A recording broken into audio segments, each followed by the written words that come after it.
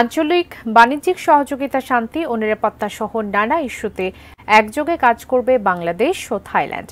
রোহিঙ্গা সমস্যার একটি গ্রহণযোগ্য ও স্থায়ী সমাধানে দেশটি বাংলাদেশের পাশে থাকবে বলেও জানিয়েছেন থাইল্যান্ডের প্রধানমন্ত্রী শ্রেথা থাভিসিন। ব্যাংককের স্থানীয় সময় শুক্রবার সকালে দ্বিপাক্ষিক বৈঠক শেষে আয়োজিত যৌথ বিবৃতিতে দুই দেশের সরকার প্রধান এসব কথা জানান। এর আগে দুই দেশের মধ্যে একটি চুক্তি ও 3টি সমঝোতা ও একটি প্রাথমিক চুক্তিপত্র স্বাক্ষরিত হয়।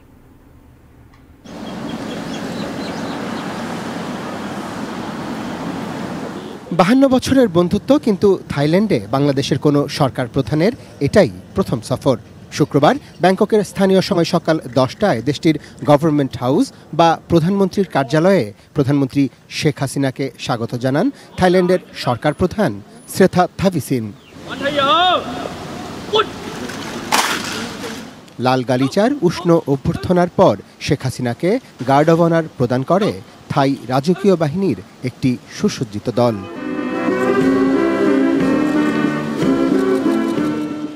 পরে থাই মন্ত্রিপরিষদের সঙ্গে পরিচয় পর্ব শেষে পরিদর্শন বইতে সই করেন শেখ হাসিনা। এ সময় দেশটির ঐতিহ্যবাহী কারুপণ্যের সঙ্গে বাংলাদেশের প্রধানমন্ত্রীকে পরিচয় করিয়ে দেন শ্রেথা থাভিসিন। পরে দুই নেতার একান্ত বৈঠক অনুষ্ঠিত হয়।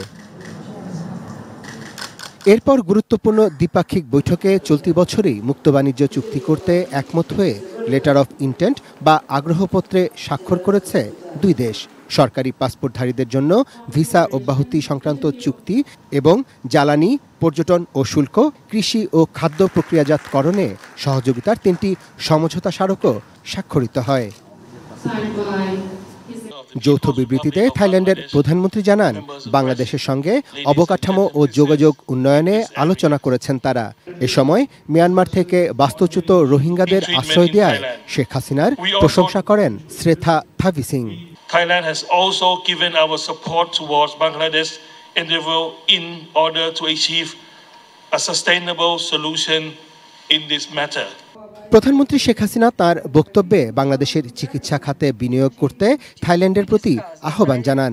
বাংলাদেশের বিশেষ অর্থনৈতিক অঞ্চল এবং হাইটেক পার্কে বিনিয়োগের আহ্বানের পাশাপাশি শুধুমাত্র থাইল্যান্ডের জন্য একটি বিশেষ অর্থনৈতিক অঞ্চল ছেড়ে দেওয়ার আশ্বাস দেন বাংলাদেশের প্রধানমন্ত্রী। The possibility of cooperation on training and capacity building for Bangladeshi medical personnel. I also proposed him to explore the possibility of investing in hospitals and medical facilities in Bangladesh. এছাড়াও দুই দেশের মধ্যে সরাসরি জাহাজ চলাচল এবং আঞ্চলিক অর্থনৈতিক সহযোগিতায় বিমস্টেককে শক্তিশালী করা সহ নানা বিষয়ে আলোচনা হয়েছে। সে সঙ্গে থাইল্যান্ডের প্রধানমন্ত্রীকে বাংলাদেশ সফরের আমন্ত্রণ জানান প্রধানমন্ত্রী শেখ হাসিনা।